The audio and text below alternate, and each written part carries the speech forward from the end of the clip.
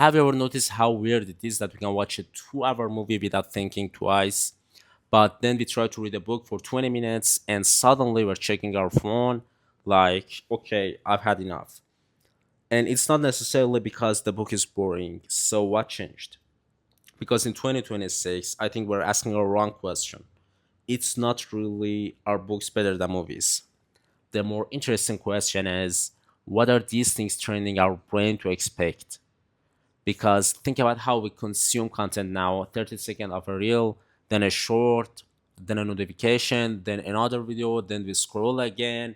And after doing that all day, we sit down with a 300-page book and expect our brain to instantly go, yeah, this sounds great. Let's focus for an hour. Of course, it doesn't. And that's what got me thinking about this whole thing. Maybe the real difference between reading a book and watching a movie isn't which one is smarter. Maybe it's what kind of attention which one asks for us. And once you look at that way, the answer gets a lot more interesting. So let's start with the thing that makes books so different. When you read a book, the author can't do everything for you. If the writer says he walked into the room, that's it. You have to build the room in your head. What does it look like? What's the person look like? What does the room feel like? What's happening around him? Your brain has to fill in the gaps. And that's actually a pretty big deal because you're not just receiving information, you're participating in it. A movie works differently. If someone walks into a room, the movie shows you a room, you see the face, you hear the voice, you hear the music, you see the lightning, you see the camera move, and none of that is a bad thing. That's exactly what makes movies so powerful. A good movie can communicate something visually in a few seconds that might take a writer several paragraphs to describe. So I don't think the answer is books are active and movies are passive. That's way too simple. Both can pull you into a story, both can make you feel something, and both can actually make you think. The real difference is how your brain has to engage with them.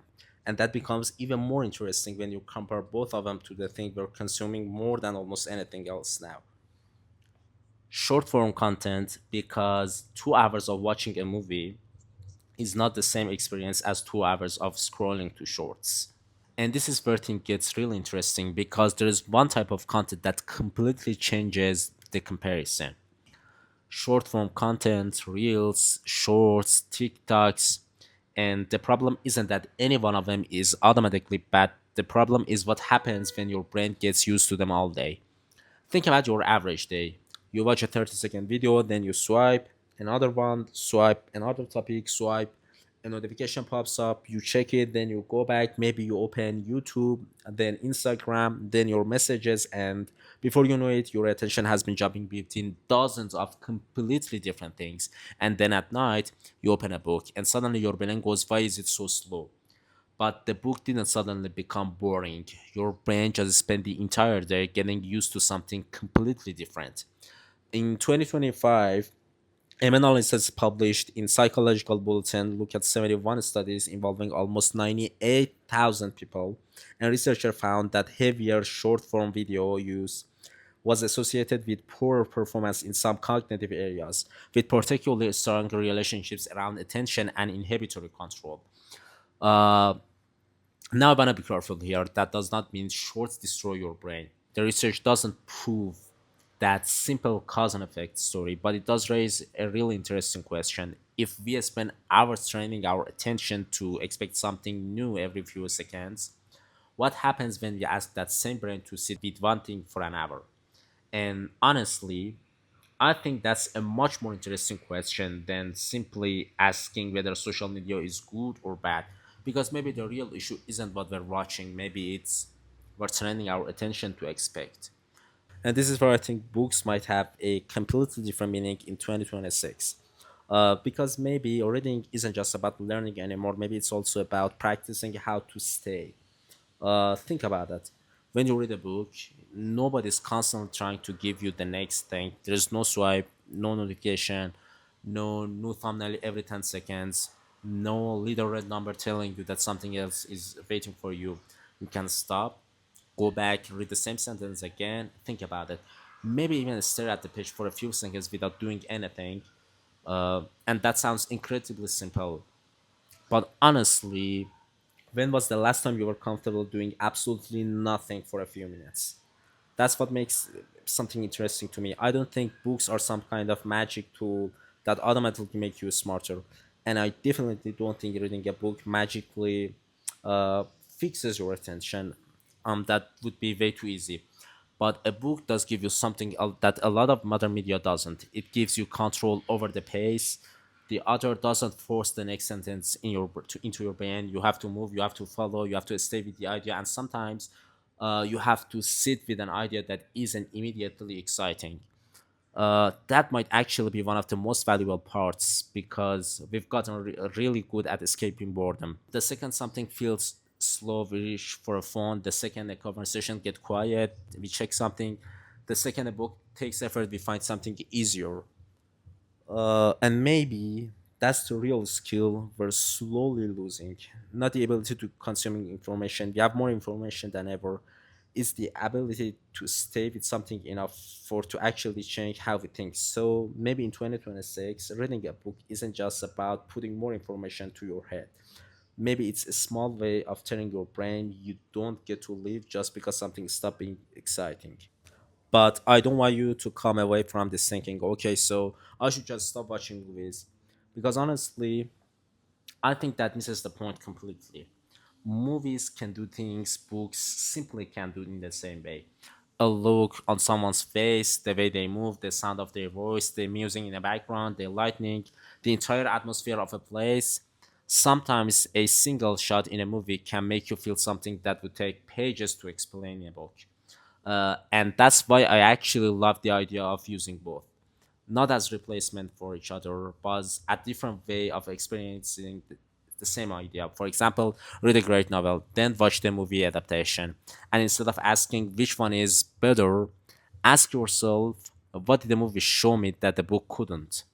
And then ask, what did the book make me imagine that the movie took away? That second question is really interesting because when you read, your brain has to create parts of experience. The movie gives you those parts already made, and neither one is necessarily better. They're just doing different things. You can do the same thing with nonfiction, read about a historical event, then watch a documentary about that, read a psychology book, then watch a film that explores the same human problem. Now the movie isn't replacing the thinking; it's giving you another perspective, and I think that's the difference between consuming something and actually engaging with it. Because you can watch an incredible movie for 2 hours and forgive almost everything about it in the next morning, or you can read 10 pages of a book and one idea can stay in your head for the next 5 years. The medium matters, but what would you do with it might matter even more. And I think this is where the whole conversation gets a little deeper.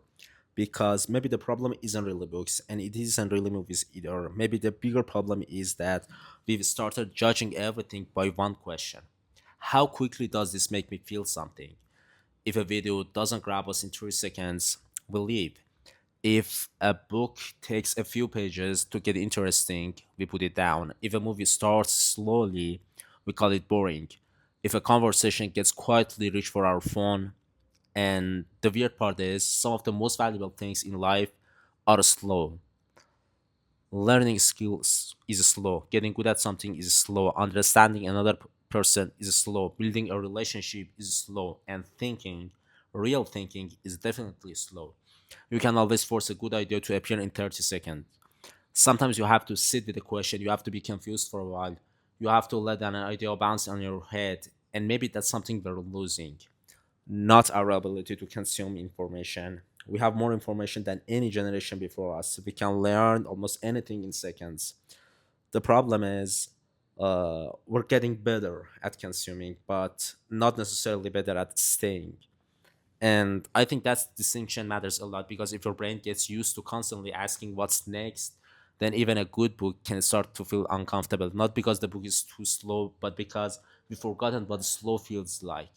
And maybe that's why boredom has become so uncomfortable. The second there is nothing happening, we feel this space, another video, another notification, another score, another piece of information. But what if we didn't? What if sometimes we just let the silence exist? Because maybe boredom isn't always something we need to escape. Maybe sometimes it's the space where thinking finally begins. So, if I had to design a simple media diet for myself in 2026, I wouldn't delete social media. I wouldn't stop watching movies. And I definitely wouldn't try to become one of those people who says, I don't watch anything anymore. Because that's not realistic. And honestly, I don't think it's necessary. I just give different types of content, different jobs. For me, the biggest category would be deep content, books, long form articles, research, things that actually require me to slow down and think. Then I keep a second category for long form visual content, movies, documentaries, good interviews, long form YouTube videos, things where I actually stay with one idea or one story for a while. And then there's short form content, reels, shorts, TikTok. And I'm not saying you need to delete all of it. I just wouldn't let it become the default because there's a huge difference between choosing to watch a few shorts and reaching for your phone every time your brain experiences even 2 seconds of boredom. And honestly, I think there's one rule that makes it much easier. Don't consume short form content right before deep work. Think about it. You wake up, grab your phone, check Instagram, watch a few reels, then a couple of shorts, and maybe 10 minutes later, you sit down with a book. And you're surprised with the book feels so slow. Of course it does. You just spend 10 minutes teaching your brain to expect something new every few seconds. So start the opposite. Wake up, eat breakfast, read for 30 minutes, work, think, and then later, if you want to watch some stupid videos for 20 minutes, go for it. The goal isn't to live like a monk, it's to make sure you're choosing what gets your attention instead of your phone choosing for you. And if you want to take this one step further, try giving yourself one block of uninterrupted attention every day. Start with 15 minutes, then 20, then 30, eventually maybe 45. Not to set some productivity record, just to remind your brain I can stay with one thing because in a world where everything is fighting for your attention, that might be one of the most useful skills you can have. So, after everything we've talked about, which one is actually better, books or movies? Honestly, I don't think that's the question anymore. If you ask me what I recommend to someone who feels like their attention is gotten worse, I'd say read more. Not because books are magically better, not because movies are bad, and definitely not because you need to become a person who read 50 books every year. I'd read because reading gives you something that becoming harder and harder to find. The ability to stay with one idea, stay with one story, stay with something that doesn't immediately reward you. And I'd still watch movies, good movies, documentaries, long form stories, because visual storytelling can give you things a book simply can't. And when it comes to shorts, reels, and TikToks, I wouldn't try to eliminate them completely. I just stop letting them fill every empty moment. Maybe the goal isn't to consume less, maybe the goal is to consume more intentionally.